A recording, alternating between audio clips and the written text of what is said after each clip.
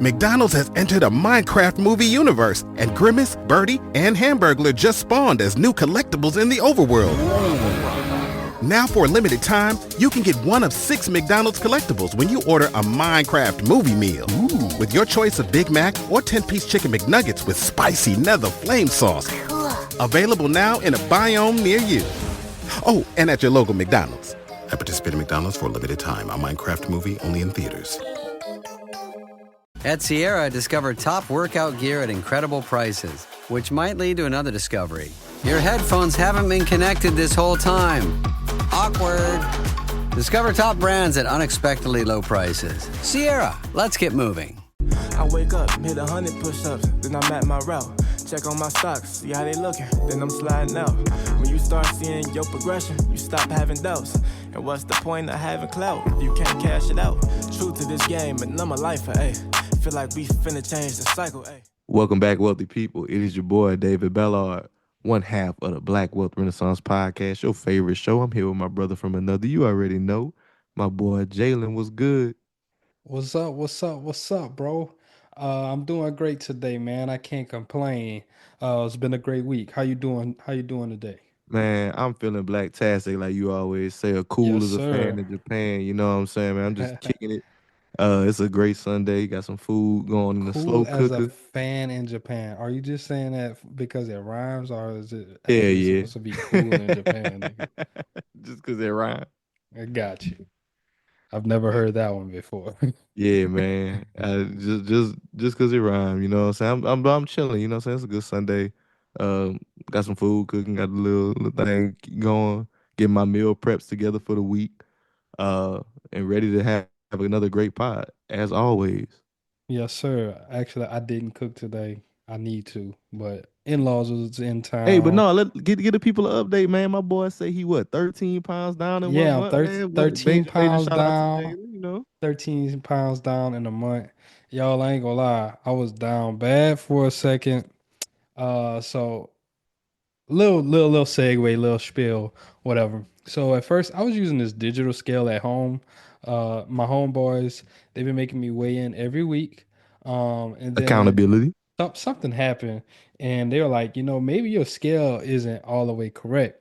So since then I've been using the scale at the gym, which is like, that analog doctor type scale Yeah, or that whatever. doctor scale. Yeah, so I've been using That that. doop doop doop Yeah, whatever. yeah, the one where you gotta slide and everything. So I stepped on the scale, I was 232. I was so shocked and so hurt. I was like, what the I was like, bro, how did I let myself get to 232? But it was motivation for sure. That was February 11th. As of March, 7th, I am down 13 pounds, so I'm 219. My target weight for at least the summer, by May, I want to be down to 195. So goal, I'm trying to lose, well, not trying, I'm losing between 2 to 4 pounds a week. Uh, I'm doing this very aggressively. I wouldn't tell everybody to do that. Some days I only eat one meal, or like I won't eat like a actually heavy meal at night. Like if I'm not gonna eat a meal, I'll probably just eat some yogurt with some berries and fruits and stuff like that. Something that still puts something on my stomach, hold me over. But yeah, overall, said all of that to say, definitely been focusing on my health, getting that down. I don't want to be a fat big back at all. Hey, hey, man, look, I feel you. Look, we was talking about it before. Health is wealth, dog. I was talking about the big back activities, but I've been getting it together, you know what I'm saying? Getting back on that fasting diet, you know. Cause it's crazy whenever you look at the weight and you be like, damn, bro, how did I let it get here? But you know how you let it get here. Big hungry tell. Everybody know how it got there. Yeah, you If want to we be are hungry. accountable with ourselves, we know like we changed our habits. Whenever you were losing the weight, you were probably a little bit more active, eating better. Next thing you know, you start slipping, letting it go into eating the BS and all that shit. Yeah, man. And it just is what it is. But it's great that you're getting a grip on it. I'm right there with you on that journey. Like I said, I get my little meal prep together, save that money, and eat better meals. So Yes, sir. we feel it. Like, listen, y'all, we be telling y'all we on the same mission. We trying to build wealth, and sometimes it ain't pretty. It ain't sexy. It ain't the quickest and biggest flip idea. It's just in the habits, like focusing on your health, making sure that you minimizing your expenses around eating, because dining out does get expensive. I don't care what nobody say Facts. about groceries being just as high. I know eggs higher than the mug right now, but if you go buy groceries, even if your eggs $8, I promise you're gonna spend less than if you would eat out every day. Facts. Because if you go to Waffle House, they charge you extra on the eggs right now anyway. I think Every, Waffle House, Denny's, all of them. You I was feel about to me? say everywhere else, they just gonna eat them potted eggs too. And still upcharge you. Facts. Indeed, indeed. But But yeah, man. yeah, man, it's always good to catch up. You know what I'm saying? Let's just our health journey, y'all know. But we have another great installment here for y'all today of the BWR podcast. Before we get into it, I do want to ask that everybody, you leave us a rating and review. We've seen a few of them ratings coming through. We like them 5 stars, you know what I'm saying? But we also want y'all to leave that review. Let us know how we doing. Let us know what y'all want to hear from us. Yeah, if it was Because that's something what we that all touched about. y'all, that impact y'all, let us know. Or if y'all feel like, hey man, step it up, let us know. Definitely leave that review. We appreciate it. Indeed, indeed. So rolling right into it, we do want to get into the first topic of the day. Wait up, man. So We talk this about is something. reviews. We actually got a new review on the pod. So I'm Oh actually Lord! going Oh look, I didn't even check live feedback. Let me get it. live feedback. So it says keep the interviews. And this is from Damo TX. So I'm guessing Damo, Texas. One of my favorite podcasts to listen to while driving. Episode 223 was great. You guys were very informative and had good insights on some relevant and recent hot topics. Would love to keep hearing interviews though. I like to hear how these people came into their wealth through different avenues, and I like their different personalities. I like that I like the couple that owns the food truck in Dallas. Best episode, LOL at Goldie Baby Certified. So appreciate you. Okay, we see that you guys want the Appreciate interviews. the feedback. Um, Definitely. so we have been playing with ideas of ways that we can incorporate interviews as well. So we got you. We're gonna take that into consideration. Thank you for leaving that review. Shout out to you once again. So yeah, live review, live feedback. Yeah. Shout out to Domo, Texas. You feel me? That's what the name, right? Correct. Yes, Domo, sir. Texas. Indeed, indeed. But yeah, y'all definitely let us know. Like we said, we receptive to feedback. Everything is constructive criticism. But rolling right into it, we to your dismay, Damo, we ain't got no interview today. But we getting into it. Yeah, We got some great topics for we're y'all gonna work today, on that for y'all. and we gonna get into it.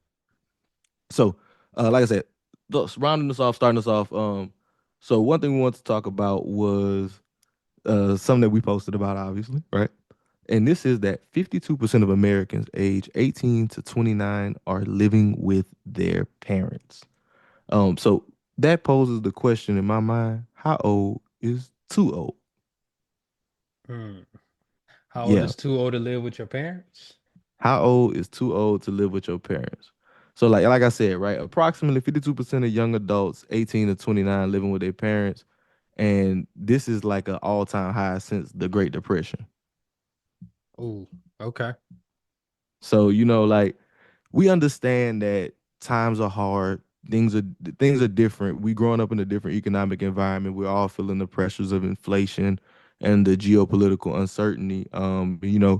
Wage growth hasn't paced itself with the actual cost of living in the country. So we understand and see why.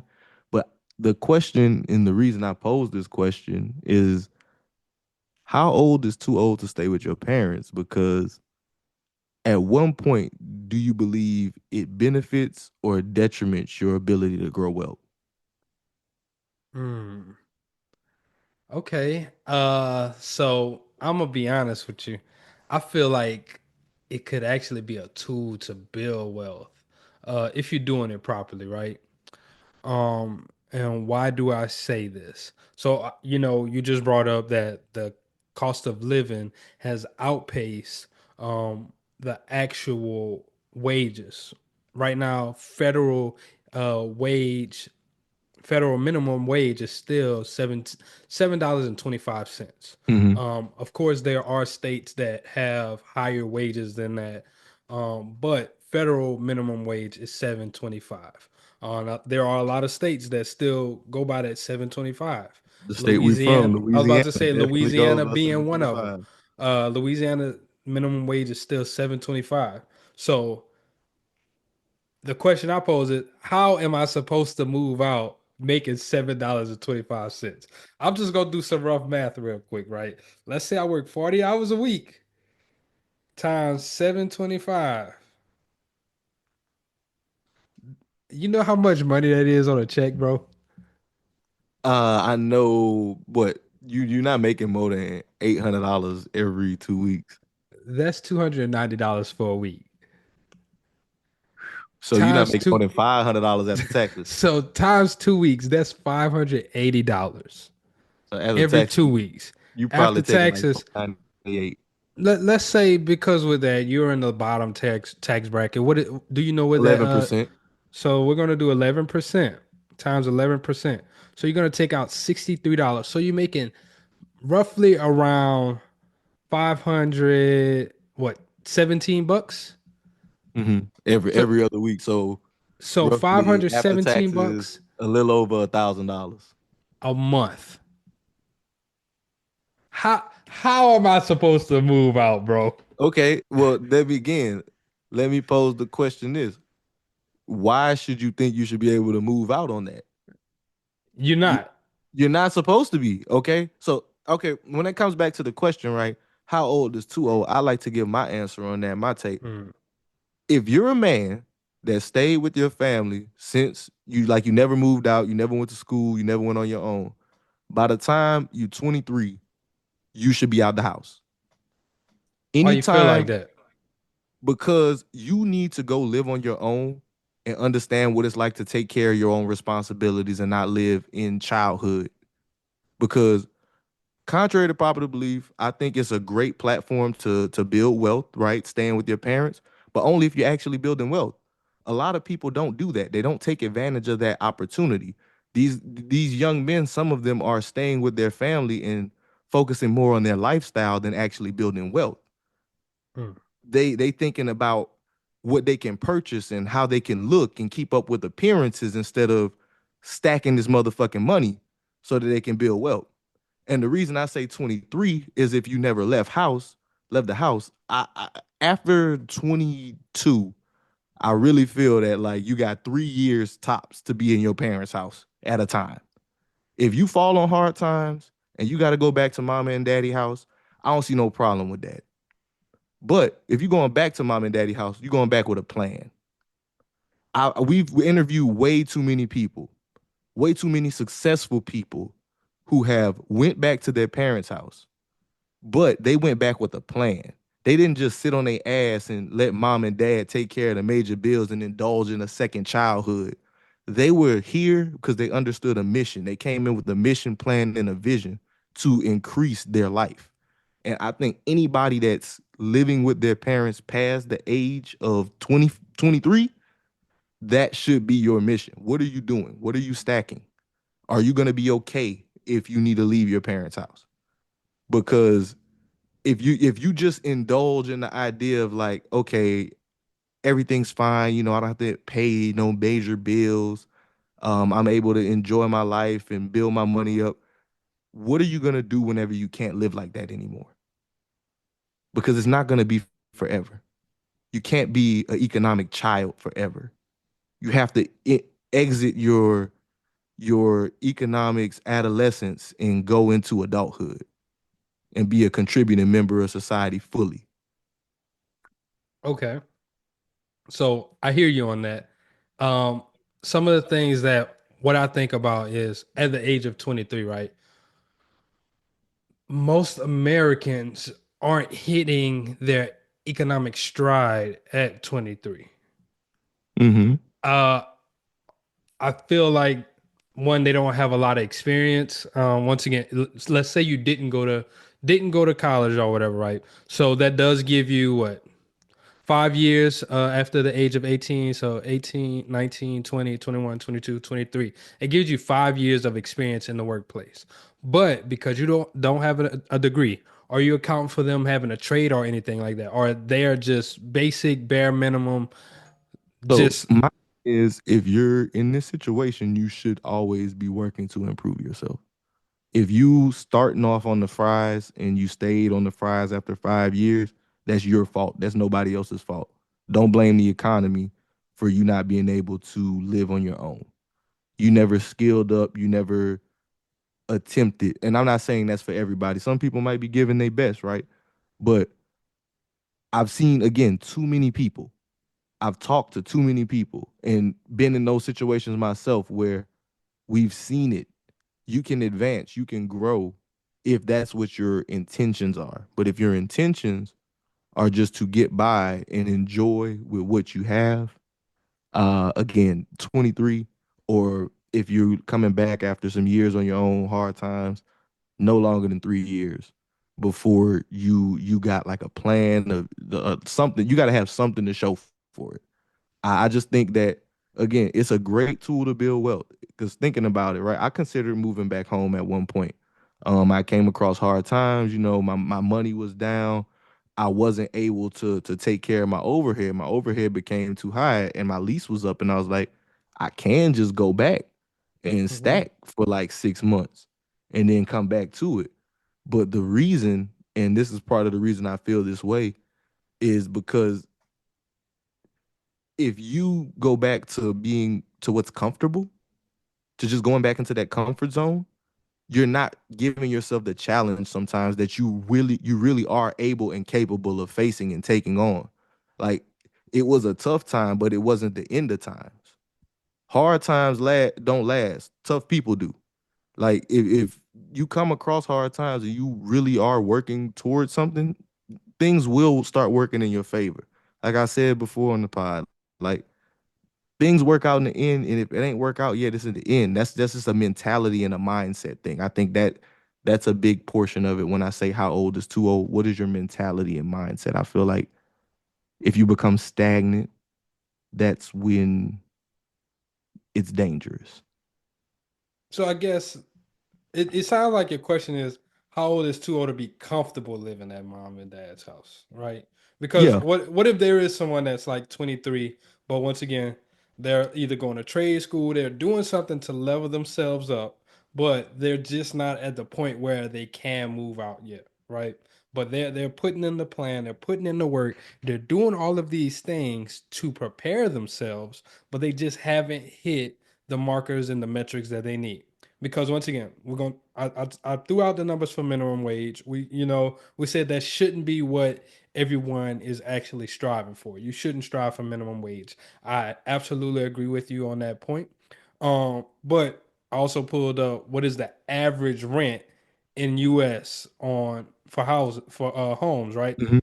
For a one bedroom, $1,500 for a one bedroom for one nationwide, bedroom. Yes. 15. Nationwide. 50. So the average hold on, I can tell you. According to apartments.com, the average rent in the US is 1558 per month, with studios averaging around 1561 and two-bedroom apartments averaging around 1800 $1,800. So Uh like you said, right, off minimum wage, you cannot live. You literally don't make enough money off a 40-hour work week to yes. live.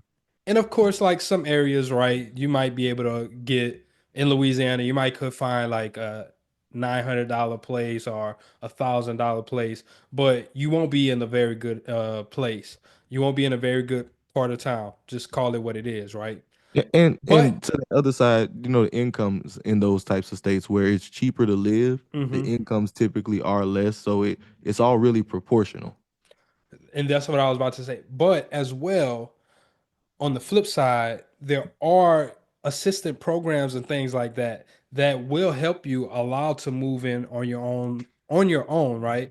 If you are working, there's Section 8. People don't like to talk about Section 8, but there is Section 8. There's It's a different stigma around it. yes, there is different programs that are going to allow you to get your own place where you can become independent, right? Um, but that's just rent, right? We didn't talk about utilities. We didn't talk about anything else. That's just rent. So what is necessary for you to actually move out your home, right? I think you need to at least be bringing in like 25 to 3 bands a month if you want to move out by your own. Because okay, well, if you're saying 25 to 3 bands, I really would say more, honestly. If you're trying to live That's the minimum. individually, because think about it, if you're saying that, then your housing cost is gonna be Is eating it up. 50% or above. And that's a tough way to live, honestly, like you said. So I understand again if that's the case, that's the situation, right? But because we understand if you go to college, a lot of times a lot of us don't understand how much student loan costs actually are when it comes time to pay them back. Uh, you know, housing is high. The job market, that's in a whole nother situation right now. We reported on that recently on the page where I want to say like a lot of the recent graduates, something like 40 to 50% aren't able to find the types of jobs that they went into schooling for. So I understand that, but the thing is, like I think you really clarified the question. You can't get comfortable. You always have to be focused on advancement. Even though the economic challenges are tough, people are still building wealth out here every day. And the second that you shift your mind to being like, it can't be me, you already lost. Facts. So I got another question for you, David. Okay. Do you know what is the average income in the United States of America? The average annual income for Americans should be around 60K. Single family of like one person. A Not a, single individual, yeah, okay, so 60K is like the net household. So I'm thinking individual, something like 40K, 45K. so it's $39,982. Okay, so if we break that down hourly, what is that for people? Let's see, divided by hours. I know monthly it comes out to about $3,300. Okay, so around $3,300 a month. So still, okay, your housing expense would be a little less than 50%. So one check, and this is a lot of people's reality, right? Mm-hmm. So then that comes the question.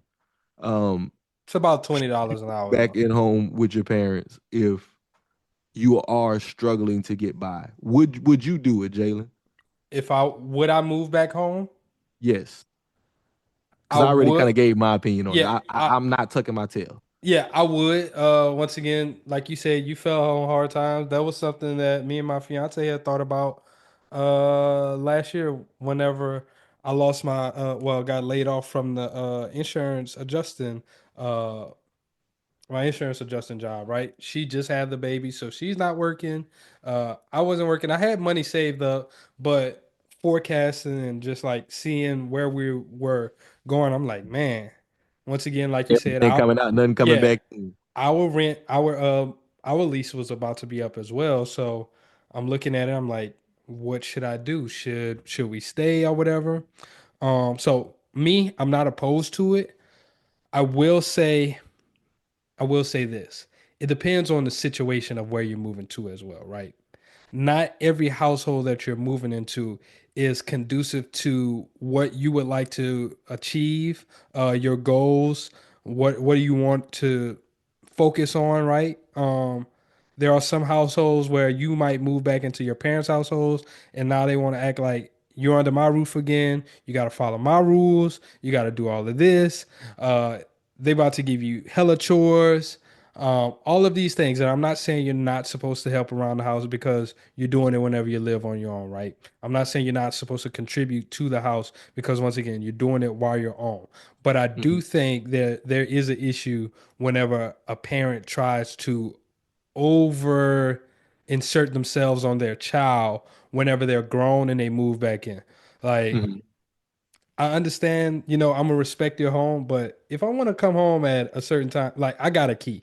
I'm able to do what I need to do, especially if I lived on my own before. Like, don't try to take away my freedom. Don't try to take away this. Once again, I'm gonna be respectful. If I know it's too late, I'm just not gonna come home. I'll go spend the night somewhere else. But don't expect don't also impose your views on if you see me that I'm working towards a certain thing. I don't need negative energy that's going to be like, oh, why are you doing this? Or this might not be the best thing for you.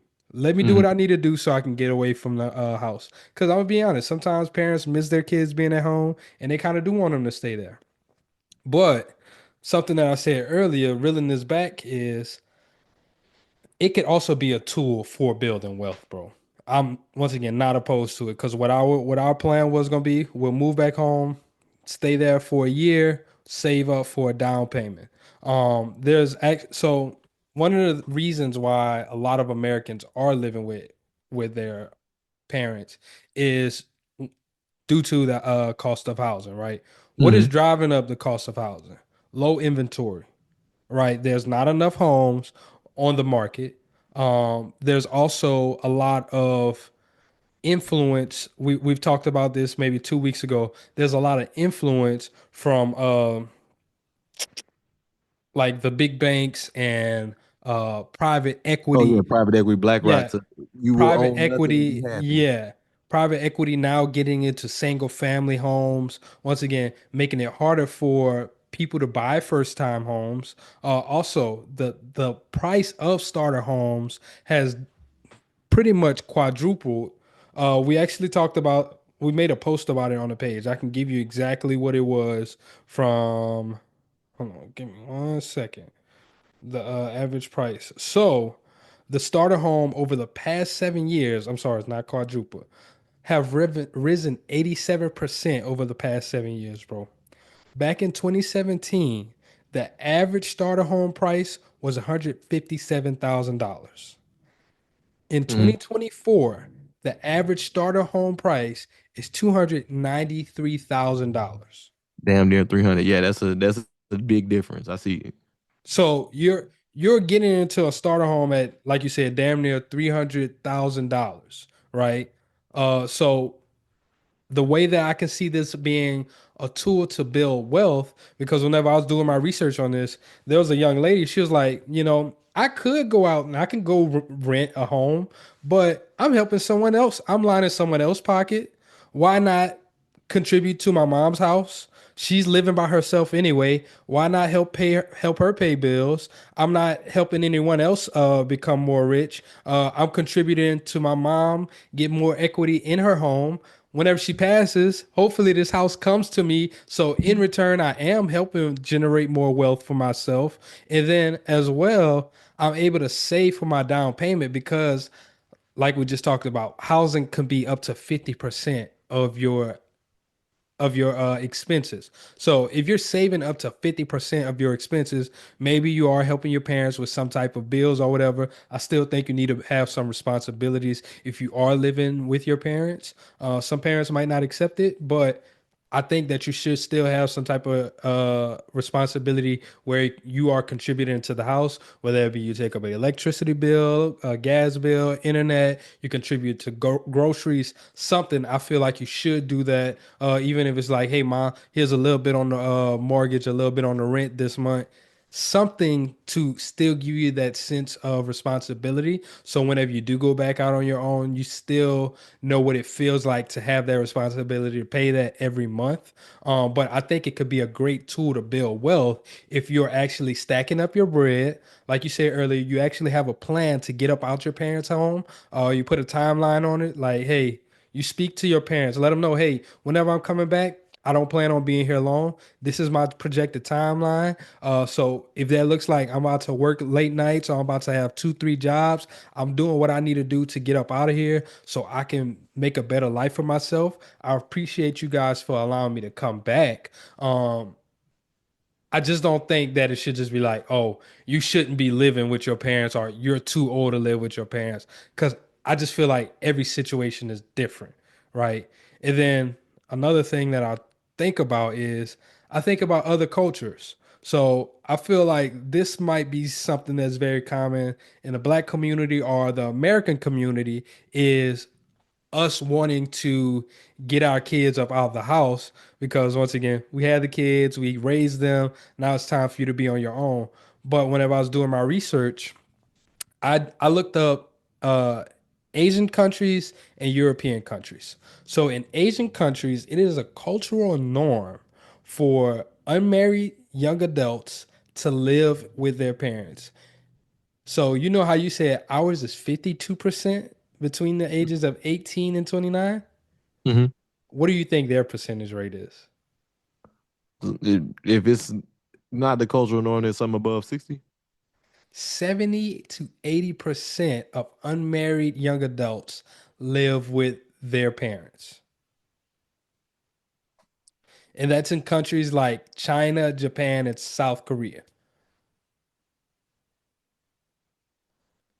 And then let's take it to Europe, right? So in the European Union, 40% of adults between the ages of 25 to 29 live with their parents.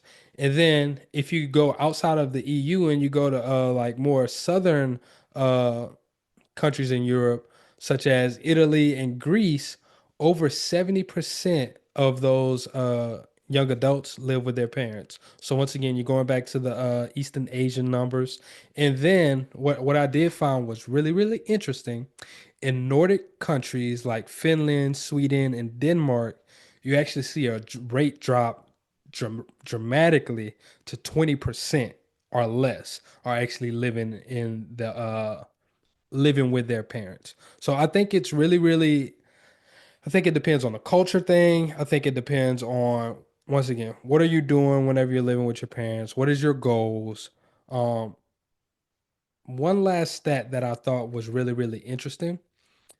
Whenever households are created, and that means whenever someone moves out of their home, out of their parents' home, they get their own house, they get their own apartment. The Federal Reserve estimated that young adults who moved out of their parents' home spend about $13,000 more per year on housing, food, and transport. So this actually contributes to the economy through consumerism. They actually contribute more to the GDP or spending of the country whenever you create a household outside of your parents. Yeah, yeah, man. Like I hear it, I'm listening, I'm absorbing it, but I But you stand ain't where trying I to hear that stand, dog.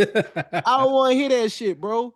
Because America is America, and I understand that, like, yes, it is a great tool to build wealth, but I feel like too many motherfuckers use it as an excuse to sit on their ass and be like, "Woe is me," and not really try to get their shit together. Okay, If you bro. in your fucking parents' house and you older than 23, work on getting your shit together. Get the fuck up out them people's house. So look, Let them live their life. They done raised your ass. Get the fuck up out of there. if you in your parents' house, you playing Call of Duty, you playing Fortnite, You see, you you feel playing me? That's GTA. the nigga I'm talking to right now. If you Get doing the all of fuck those up out things, them people's house. you get out of the house. But if you're working towards a goal, if If you're you working working towards towards your progress, doctorate, you something you like you know what that. I'm saying? You working on something, you got something going, you working on your business and not just talking about a business, but you actually got some shit going. 100%. Do your thing. Stack that money. Build that wealth. But if you ain't building and you bullshitting, get out them people's house and go get some responsibility. Because and the reason I feel that way is when I said it, I kind of alluded to it earlier. I feel like not taking care of yourself economically puts you in a second state of infancy that really impacts your growth. And I've seen it with too many people in my personal life where it's like they never got into that second phase and they kind of Hmm. stayed there and they start crashing out because they never got that sense of responsibility. They don't know how to take care of themselves. They don't know how to regulate their own emotions because they just so used to somebody treating them like a child all the damn time. You sound like somebody really pissed you off. No, no, I'm done. That's all I gotta say. I'm done. That's it. That's all I gotta say on the topic. But Yo. again, you made very valid points. I think it's a great way that people can it's a great tool to build wealth, especially if you single, you struggling, and your pride not as bad as mine. I definitely think you should go ahead and do it, but go back with a plan. That's all. Okay, and so just for me to answer how old is too old, I'm saying 32 to 35. You need to get the hell up out the house at that point, dog. You got to go. So you give it to 35, and then it's time to go find you Yeah, some business. yeah. That's fair. Go That's find fair. you a roommate, cause I ain't it. And that's another thing. I think, roommates, that's not a bad thing for the younger people. And I just want to add that, right? So good rule of thumb for anybody, like if you considering this and thinking like as a part of my budget, how much is my housing expensive? Is this relatively too much for how much I earn? A good rule of thumb when building wealth is that you want to keep your housing expense under 30% of your income.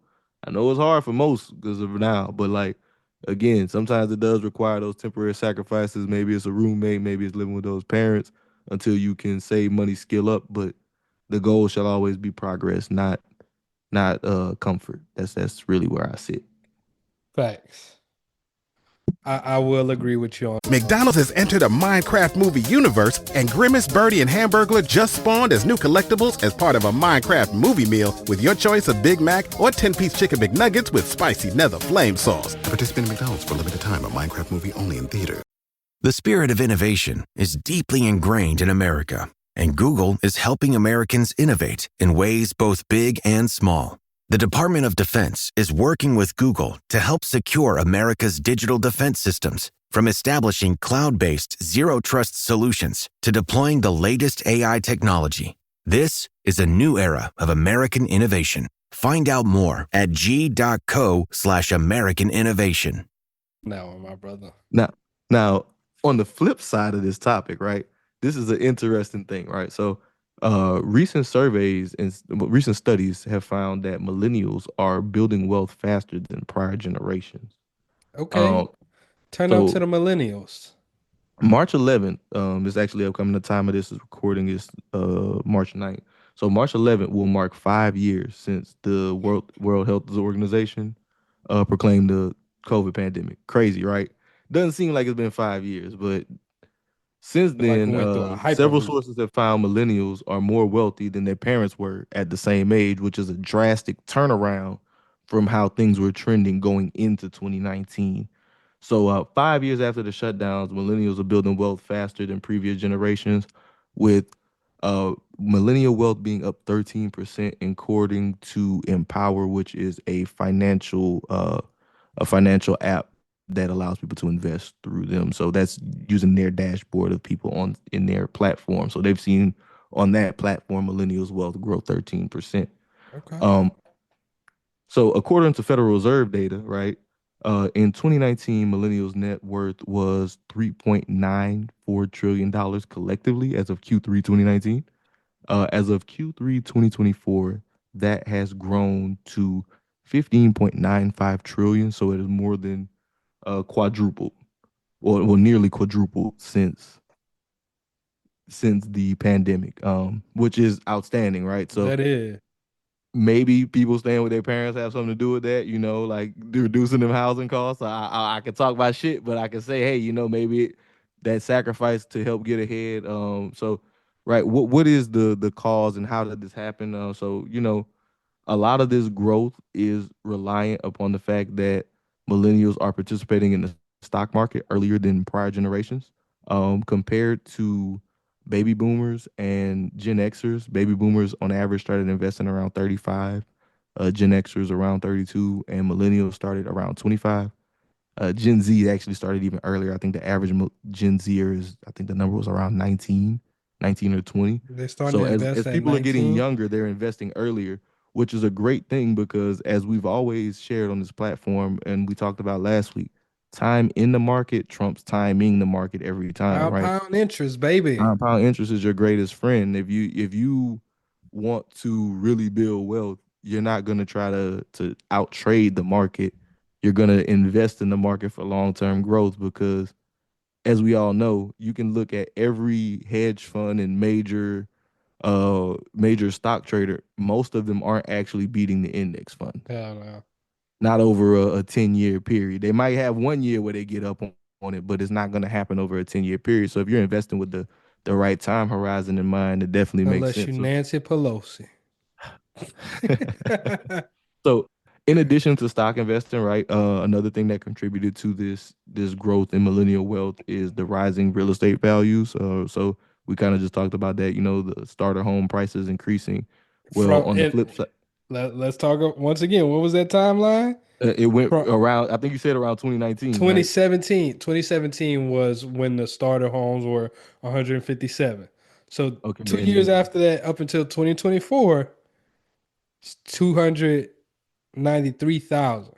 yeah. So you see, like It on that side, that coincides equity with the growth, pandemic. which pretty much tracks, because on average, the since 2019, the average millennial has gained about 150,000 in equity, in home equity. So people have benefited from the rise in real estate values, which is why we advocate for ownership. I know there's a lot of arguments on both sides of the fence, but when it comes to wealth, net worth means a lot, and that is your access to capital. That you can leverage that, you can do a lot more with that versus just just having it sit dead. So I do see that, as a big thing. So home values, stock investing, and people actually are focused on saving. I think, as we talked about, last week a little bit as well, with the impending retirement crisis, a lot of millennials are seeing the writing on the wall for the older generations and being like, I don't want to repeat that mistake. Mhm. I don't want to I don't want to not invest in my own retirement, because at least I have the example. Which it really sucks for, the Gen Xers. They kind of got fucked in the sense, because they were the ones that kind of got introduced to this was a whole new system for them. So The seeing their, 401ks. yeah, 401ks and the mutual fund retirement accounts versus pensions, that really, like, was a new concept for a lot of them. So So many of them basically, aren't they was the prepared. guinea pigs. They were the guinea pigs, and we got to see them fall into all the traps and booby traps and get hurt and all that stuff, and started more aggressively investing in retirement. So retirement assets also do play a role whenever we talk about stock investing. It's not just individual brokerage accounts. This also counts, 401k investments, anything that people are getting company matches on, things of that nature. So it's great to see that millennials are doing so much better on paper. But this brings up a very important question to me, right? If everybody's doing so much better than people were at that age, the previous generation, why the fuck it don't feel like You ain't lying, bro. it? Like, Well, it don't so feel like it. You know what I'm saying? I Like, don't. it does not. So It it's doesn't hard seem to like. say it doesn't feel like it, right? Because we see social media. We see a lot of people doing things on social media. We see people traveling. We see people doing all of these other things. And then a lot of times we're just like, oh, that's for social media. They're not actually doing this. And then you see a report come out that most Americans can't afford this much in an emergency, Them a niggas don't thousand have a dollars, thousand dollars. It's something like $1,000 saved. 60% don't have $1,000 without going on credit. Exactly. So you see those things, and it's like, okay, who's telling the truth? Who's lying here, right? But then the answer lies in what you just said, right? A lot of that stuff isn't liquid. A lot of that is compounded into home values. So $150,000 worth of equity, yeah, that's great on paper, but a lot of people are, one, they don't want to actually access that equity because, one, Mm. they're afraid of it, or two, they don't know how to access that equity.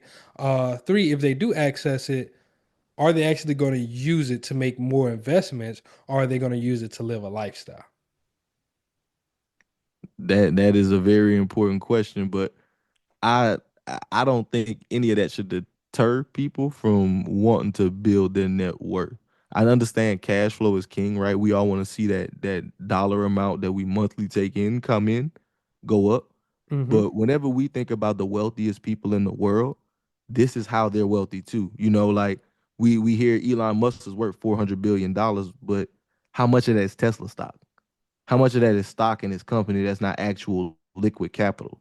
When we talk net worth, we shouldn't always think how much capital we have liquid. We should be thinking about the access to capital, the access to it in the event or in the case that we do need it to continue to build wealth. If, like you just mentioned, if people are going to use it to fund lifestyle, then it doesn't make sense. But what I do think social media does play a negative role in it because the lifestyle thing is a big detriment. And one of the reasons why I feel like it doesn't feel that way is because millennials are in more debt than other people. Mm, Like that's a whole nother aspect of it. Like you think about student loans, we're probably the most strapped generation when it comes to student loans. facts. We Everybody definitely told us to go to college, and a lot of people went there without a plan and left with a lot of fucking debt. we definitely fell for the fallacy.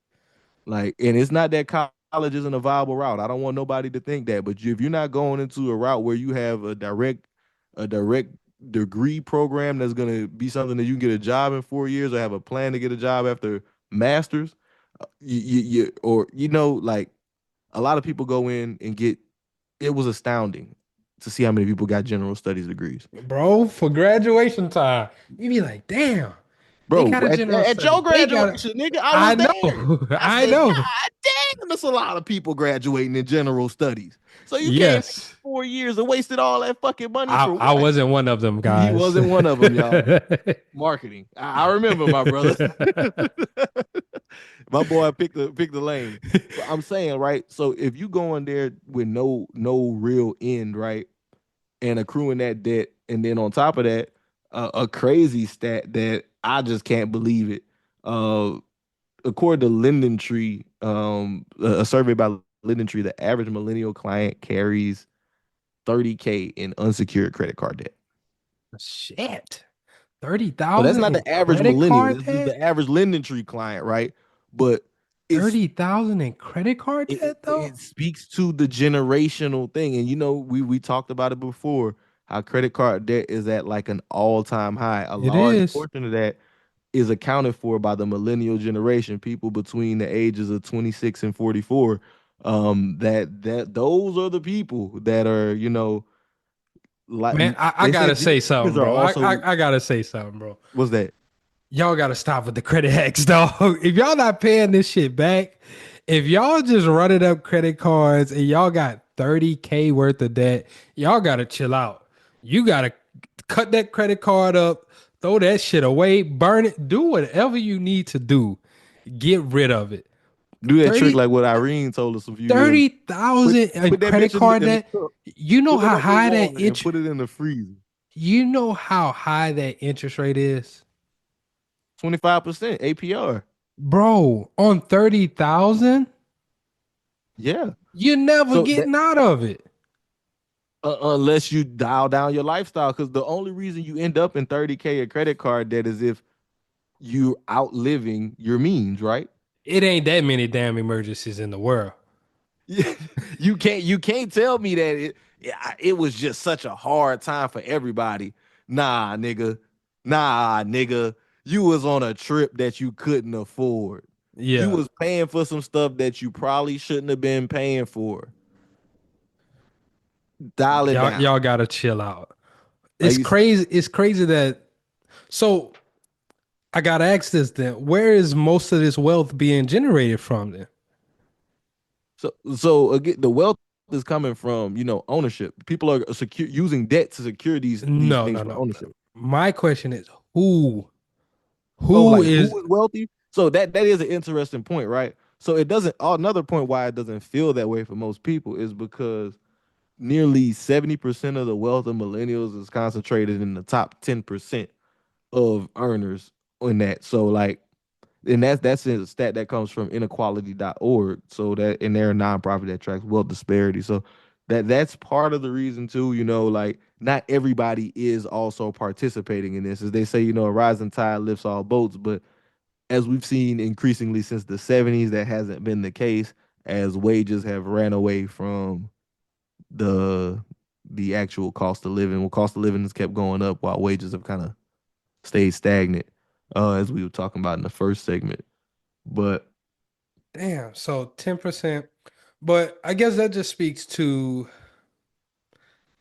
that's just the law of nature at this point, bro. Like everybody can't be a top percenter, everybody can't be a no, top earner.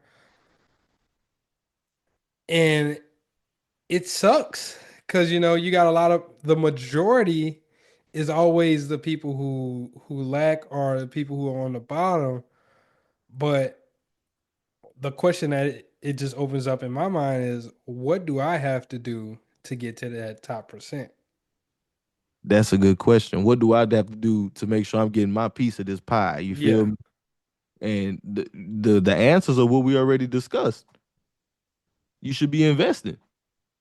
If this is how people are building wealth, right? And So everybody that listens to this show should know this at this point. If you knew, you should know this. Like, you got to put your money to work for you. You can't just let the money sit. You can't just question. stack money and put it in a bank. You got to put it to work. Any of this wealth includes crypto? I didn't get any figures on that. I'm pretty sure some of the crypto is involved in it, but it's a little bit harder to track because some people keep their crypto offline, some people Yeah. keep their crypto online. But I'm pretty sure crypto played a factor into this as well. Crypto's probably minted more millionaires since 2019 than stocks. I'm sure if Facts. you've been a long-term investor. Facts. But back to what you were saying, putting your money to work. That is definitely key, right? And the So yeah, great thing, as you were just saying though, like that's one of the ways to make sure you're getting your piece of it, right? Right now the crypto market is in a shaky space, but it's not. We hadn't hit into bear market territory yet. So continue to accumulate, continue to dollar cost average. If you couldn't catch Bitcoin when it was 20 and you loved it, but you didn't buy it, it's 80 when it was 110 and you still love it. So why you not buying it? hmm, good question. But another thing is investing is the easiest it's been for every other generation as well, right? That's a fact. Because we've got so many apps that allow you to buy fractional shares. We have so many apps that allow you to do this rollover or this roundup situation where you can link your cards and they'll take a certain amount of money based on what you're spending and they'll just automatically put it into an account that you can use to invest. Once again, we talked about crypto. You can buy fractional things of crypto. There's also ways for the everyday investor to get into early round startups with things like what is it? Damn, Uh is it Upstart? Not Upstart, Start Engine, Kickstarter. Kickstarter. Kickstarter is the one that I'm talking about, right? Like where you can get in the early investing through Kickstarter. There's so many ways for us to invest. There's ways for you to invest into priceless art. There's ways for you to invest into wine. There's ways for you to invest into other loans through Prosper, right? There's so many ways for us to invest our money and get our money to start working where it doesn't require a lot of capital, right? You don't have to buy a Mm, full share. the barrier Uh, entry is definitely lower. it's so much lower. So I think that a lot of millennials and Gen Zers are seeing that, taking advantage of that. Also with Instagram and TikTok and social media and X being gateways for information and how many influencers you actually have talking about investing and showing people how to open up a brokerage account, showing people how to buy crypto, showing people how to do all of these things. I think that opens up the lanes for people to actually get into different markets and start making that money work for them.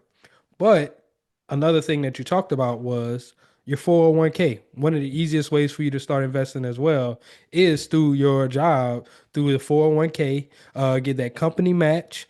You can go, once you set up your 401k, you can go pick out which way you want to allocate your money, right? You can have an aggressive portfolio, you can have a moderate portfolio, you can have a conservative portfolio, but you can pick where you want your money to be allocated and how you want your money to work, right? If you're a younger person, you can take on more risk. You can take the market taking a dip, going back up, taking a dip. But if you're older, you're about to get ready to retire, you might want to go that more conservative route, right? Depending on how much money you have saved up, depending on what your safety net looks like. But all of those things are so much easier. Like I got my 401k on my phone. I can literally push a button and change everything that I need to. So the rise of these apps, the rise of all of these things make it so much easier to where it shouldn't be an excuse for you not to go ahead and invest and get your money to start working for you. That's a fact. And if you're listening to this podcast and you don't have no money invested right now, I need you to go ahead, go to M1, Prosper, Stash, Robinhood, Charles Schwab. I don't give a fuck where you go.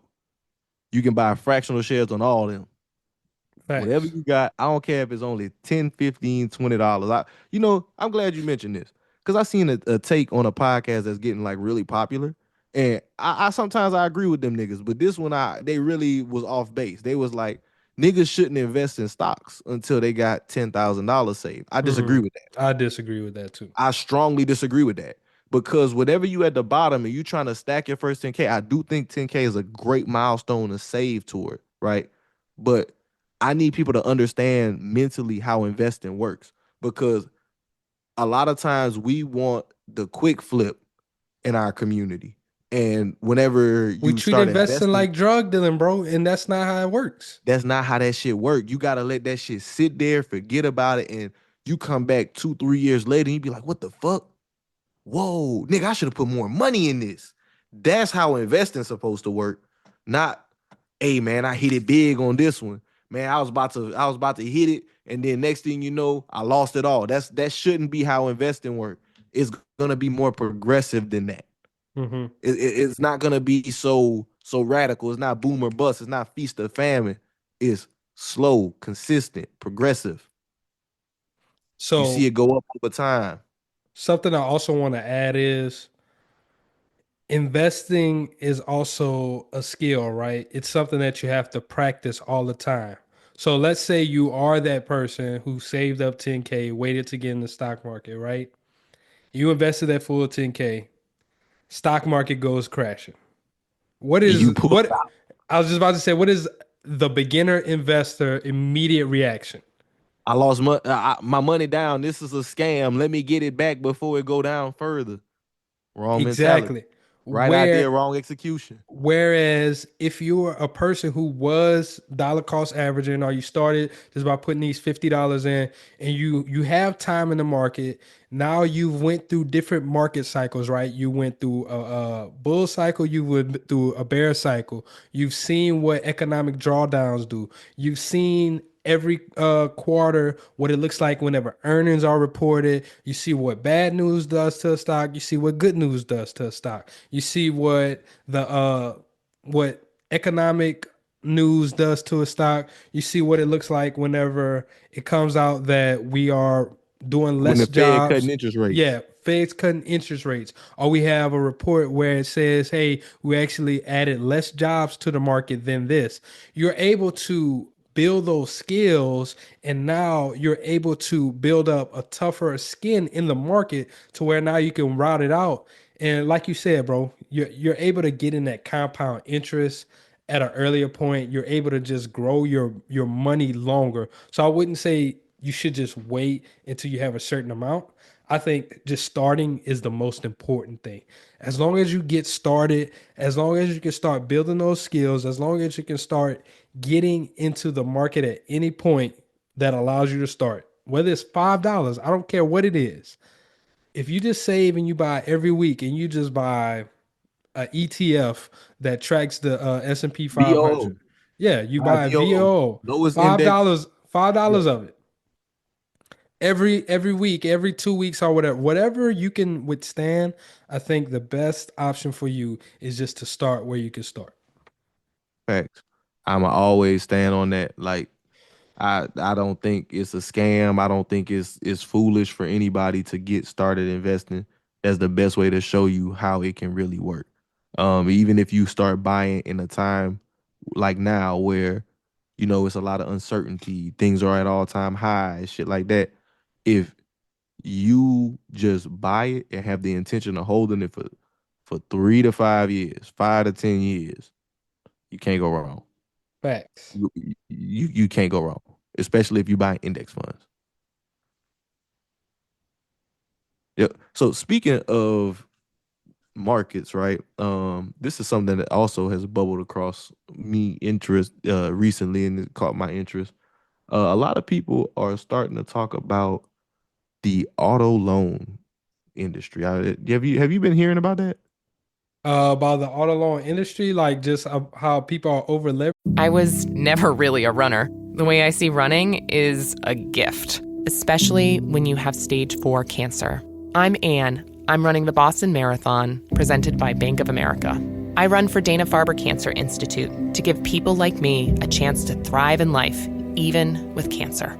Join Bank of America in helping Anne's cause. Give if you can at BofA.com/supportAnne. What would you like the power to do? References to charitable organizations is not an endorsement by Bank of America Corporation. Copyright 2025. Springfest and Ego Days are here at Lowe's. Right now, get a free Select Ego 56-volt battery with purchase of a Select trimmer, blower, or mower kit. Plus, shop today for new and exclusive items you need for your lawn. So get ready for spring with the latest in innovation from Ego, the #1 rated brand in cordless outdoor power. Only at Lowe's. We help, you save. Offer valid through 4/2. Selection varies by location while supplies last. And everything. Yeah, man. So like, I'm Yes. starting to see growing concerns and a lot of content. The doom and gloom thumbnail with the red eyes and shit like that, burning money and shit. Talking I about mean, actually, I've been hearing about that since maybe 2022, 2023.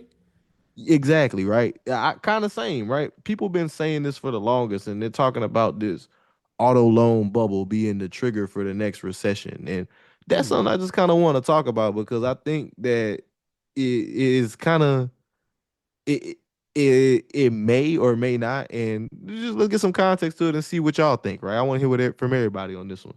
So, uh, the recent rise in auto loan delinquencies has led to growing concerns about the potential of a U.S. bailout of the auto market, right? Similar to what happened in like 2008. With the Uh, home market. yeah, with the home market. So they thinking that could be the trigger the next recession. According to Fitch Ratings, a company that tracks subprime auto borrowers, over 6.6% of those borrowers were at least 60 days behind on their loans as of January 2025. And this is the highest number in 30 years since they've started tracking this data. So it's Jeez. higher than it was in '08.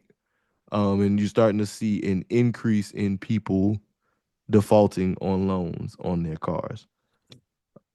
So, right, when we look at this, again, the auto industry, we've talked about it a while. We talked about, how you should kind of get into cars, but we want to dive into it deeper because the cost of cars have been at historic highs since the pandemic, right?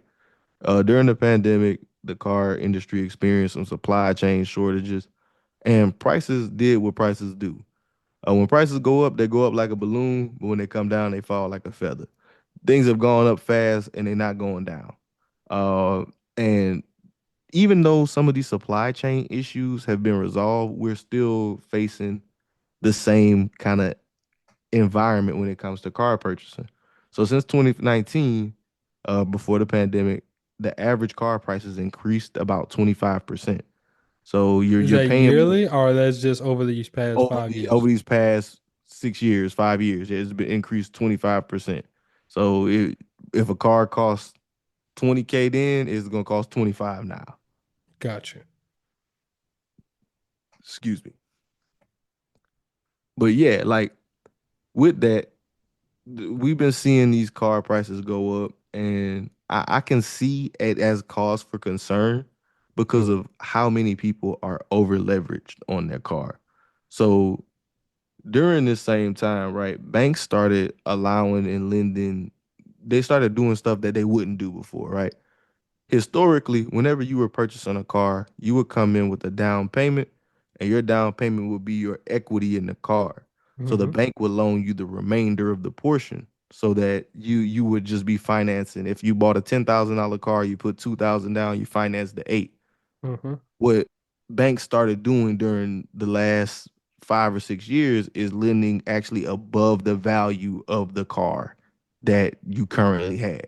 So they were going up as high as 120% loan to value. Sheesh. So if you were getting a $10,000 car, they would approve you for $12,000 and still let you buy the car, even though it's only worth 10. And I can see why this causes concern because now you have so many people with money tied up in cars that are underwater. And with the growing number of people that are falling behind, again, it is cause for concern, but I don't believe that it's recession worthy. Okay, so let me pause you right there, right? So a few things I want to break down, make plain as day, right? You said consumers are underwater. What does that mean whenever you're underwater? Whenever Okay. you're underwater in a car or a home or whatever, that means that the value of your car is less than what is actually owed on your loan, right? So let's say you owe $8,000, but your car is actually worth $5,000. So you're underwater $3,000. That means you have a negative equity of $3,000 on that vehicle. Same thing can be applied to homes and stuff, right? So then the next question would be is, well, how does one get underwater? There's two ways. One, you bought the car, like David said, with no down payment, and the value of that car dropped drastically because either you had a really high interest rate and you're not paying off the actual principal of the car, you're just paying off the interest. So you weren't able to actually keep up with the depreciation of that car. Or two, what a lot of people started doing is rolling over their negative equity from their previous loans into their new loans, right? So once again, you had that car that was worth six, you owed eight. I'm sorry, worth five, you owed eight. And using the example of up to 120%. So let's say you were purchasing a car that was $9,000, but you still had that $3,000 worth of negative equity in it, right? So the bank would say, hey, you know what? We see you don't have a down payment. You traded in this car, but you still have $3,000 worth of negative equity. What we're going to do is we're going to wrap that negative equity into your new loan. So now instead of paying $9,000 for this new car, you're actually paying $12,000 because we're adding that $3,000 worth of negative equity on top to your new loan. So I just wanted to clarify that, make it, like I said, plain as day, as how you can become underwater. And just for clarification, I used to sell cars. I was never actually a finance guy in the car industry, but I was a car salesman. So I did used to run the numbers. I used to look at people kind of getting into some of these situations, how they were. I just couldn't agree with some of the stuff that was going on. There's a lot of deceptive stuff. There's even like where financiers they do what's called holding points. So each state is different. I think in the state of Texas, you can hold up to 3 points. So what that means is, so let's say the interest rate that you're approved at is 5% interest. They can try to push you up to 8% interest, and they make a difference of those 3% points. They make Huh? money on that. Yeah, So it's just price gouging, kind essentially. kind of sort of. So they charge you percentage points on top of the percentage points that they sold the loan at. So if you got approved for 5% interest, they'll try to get you to sign at 8% interest, and they'll get paid on the 3% difference. Yeah. And So you're locked in at 8%. damn. So they making you pay more to make more on top of the actual sale of the car. Yes. That's good information to know because again, with the rising costs and car values, like I could definitely see why it's cause for concern. That people are falling behind. You know, the average car payment being something like $700 a month for a new car. six something for a used. That's a significant portion of people's income. And whenever you have this negative equity nightmare that I see so many people falling into, because I was dealing with it myself, man. I had a car that I financed that I was upside down on, and things worked out. I was able to get out of the car, but in most cases, that's not how it works for most people. They end up, like you said, holding on to a car that ends up losing value faster than they're paying it off. And then when it comes time to maybe they have a major mechanical issue 4 or 5 years down the line because they're extending the term of these auto loans. Mhm. The standard auto loan used to be 60 months. Now people are going up to 84 months. Yes, sir. And by 84 months, you're going to have some type of issue with the vehicle. Like Facts. that's 7 years. Something's gonna go wrong. It's a moving machine. It's not when. It's not if. It's when.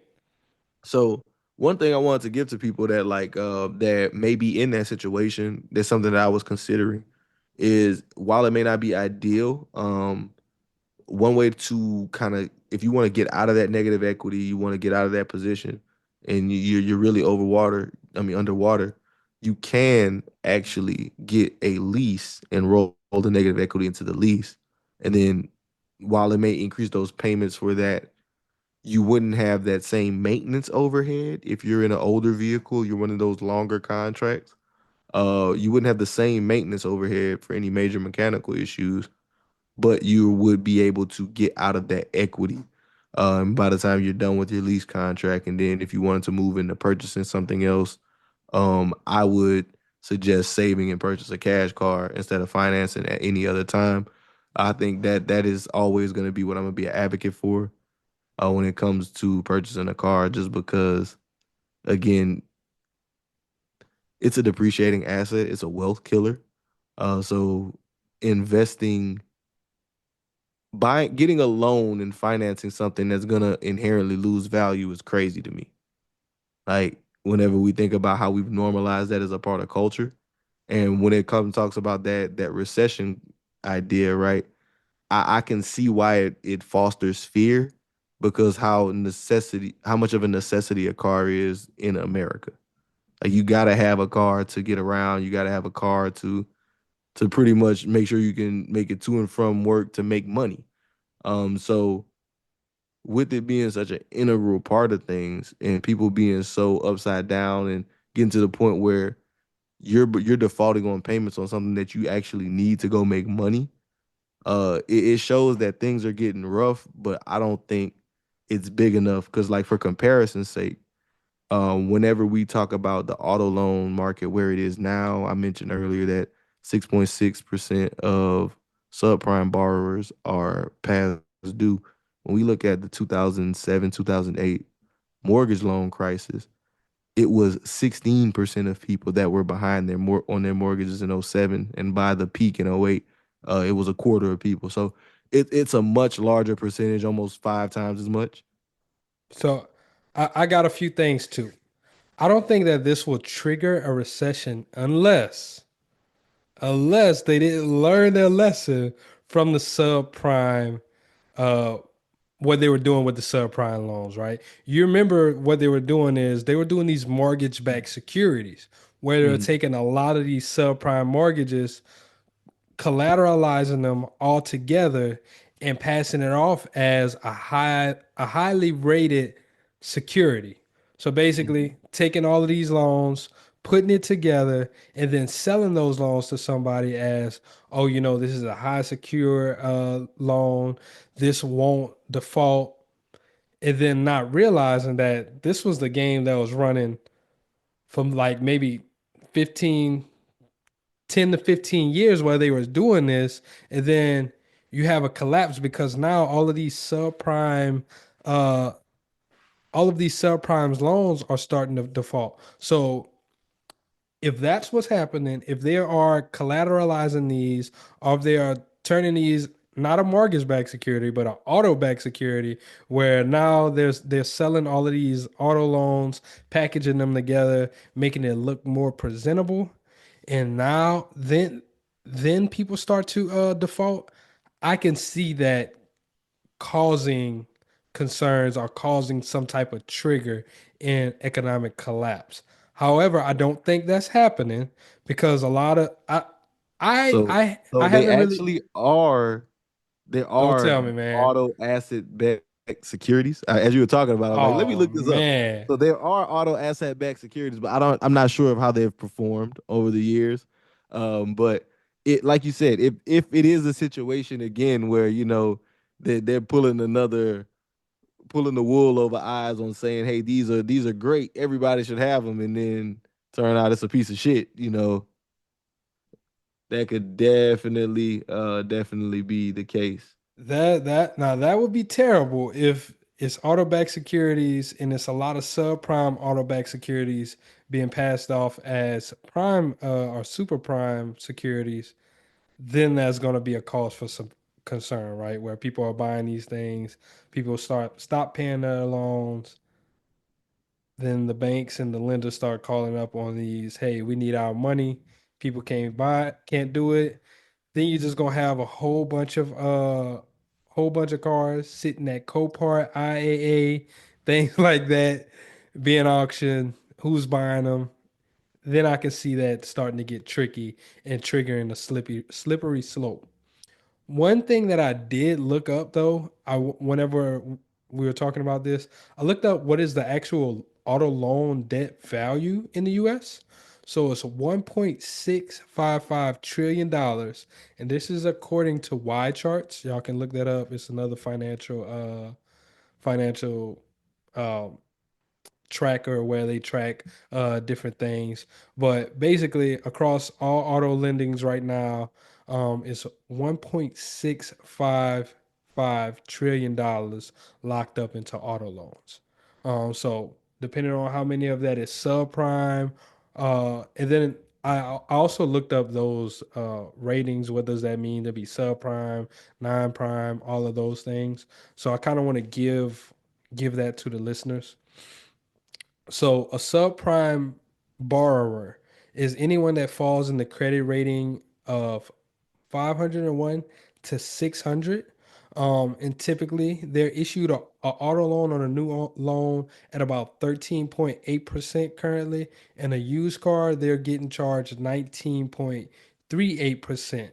Non-prime is borrowers who have a credit score of 601 to 660. Their rates for new cars start at 9.59. Used cars is 14.46. A prime borrower is anyone that falls between 661 through 780 credit score. Their rate is 6.4 on new cars, and on used cars is 9.95. And then you have super prime borrowers who have a credit score of 781 through 850 credit score, and their rates fall between 4.77% for a new car and 7.67 on used cars. So once again, if you got a whole bunch of subprime borrowers starting to default, and they're all tied up into these auto-backed securities, grab your boots. We in for a ride. Yeah, but as you just mentioned, I don't really think that's the case. And whenever you mention the totality of the market, that does make me want to also mention that when it came to that 2008 financial crisis, whenever it got to that point where 25% of that market had crashed, the value of that 25% of that market was 1.2 trillion. So a quarter of that market is worth almost as much as this one. Hmm. So it couldn't possibly trigger as large of an economic event, even though this is something that's big. So And I I think I really, think the even though we difference. see a lot of content around it, I think that Mhm. speaks to like a lot of the doom and gloom type stuff, right? Yeah, it's getting harder to buy a car, it's more expensive and shit like that.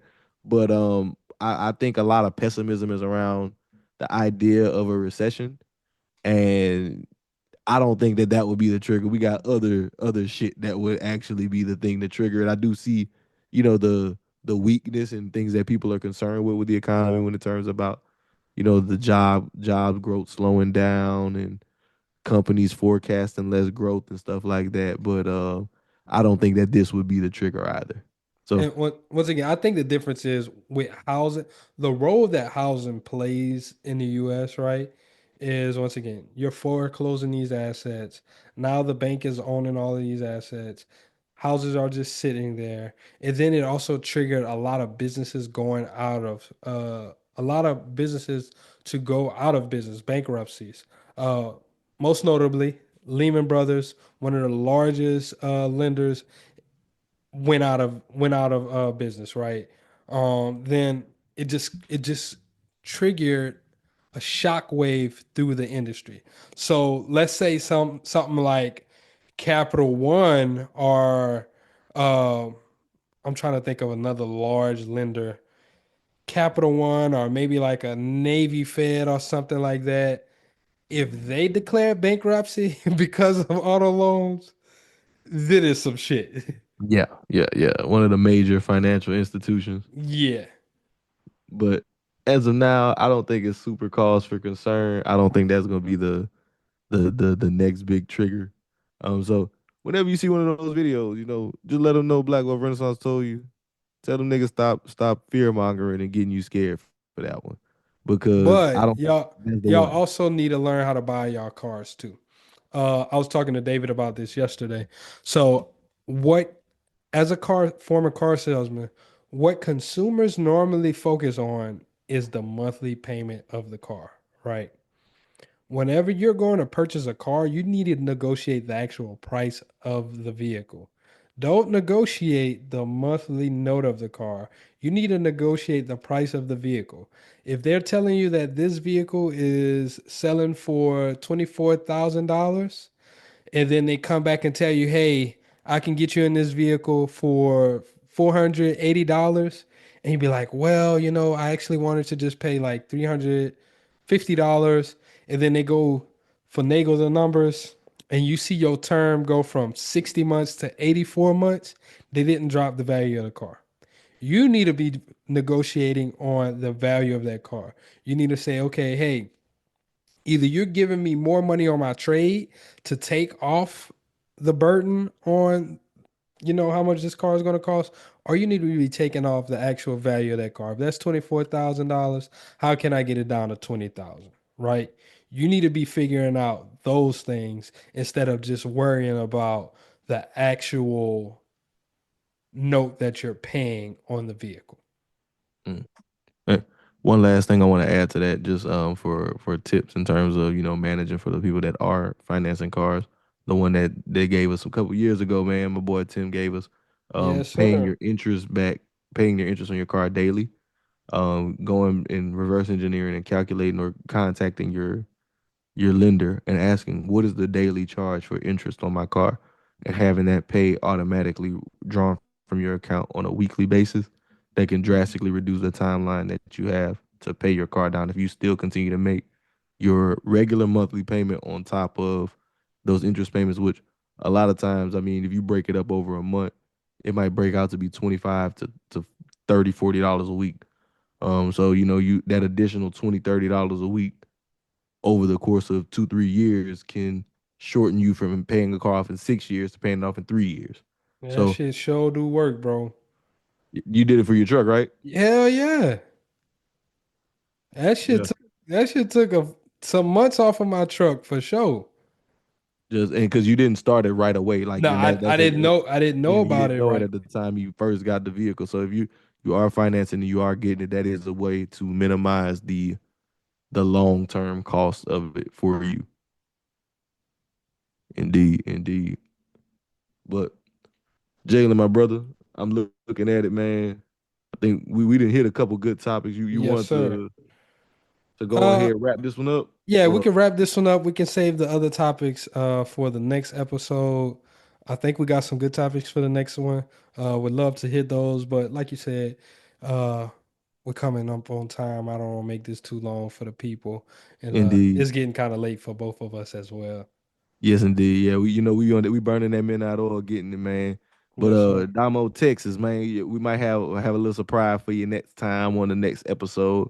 But as always, guys, we want to thank y'all for listening to the BWR podcast. We hope that you were able to get some value. leave with a gem or two from this episode. As always, we want to ask you leave that rating and review, preferably a 5-star review for your boys. It helps us continue to grow the show. Other than that, we got mad love for you. We appreciate you for all the support and rocking with us. We're gonna be at South by Southwest this week. We will be at South by Southwest. Yes. So I think this episode gonna drop the day before we go out there. Sir. So if you pulling up out there, just go ahead, holler at your boys. We'll be out there with Revolt. But yeah, man, that's really all I got. Jalen, you got anything for the people? Nah, man, I want to say thank y'all. Oh, also something that I want to start implementing is I want to leave everybody with a little abundance prayer at the end of each episode now, man. I'm just going to ask the Lord to put something on my heart. So, God, I just want to say thank you for allowing us to be vessels to deliver this message. We ask that you bless everybody who does listen to this episode. We ask that you bring abundance to their lives, bring abundance through their health, bring abundance through their mindset, bring abundance through their financials, bring abundance through their relationships, bring abundance through their mental health, Heavenly Father. We ask that you just allow them to grow, continue to prosper through you. In Jesus' name, amen. Amen. Yes, indeed. sir. Yes, indeed. Like you said, put that word on his heart. Hope that from guys, from what it say, how it saying go? From God's lips to your ears. You feel me? Yes, sir. Yes, indeed. Yes, indeed. We want health, wealth, and abundance for everybody. That's why I always started off, welcome to my wealthy people. You know, it may not be in your bank account yet, but it's there. It starts in the mind before it get there. We all on that journey together. Jalen, thank you for the prayer, my brother. No problem, my brother. And until next time, y'all, this is BWR signing out. Peace.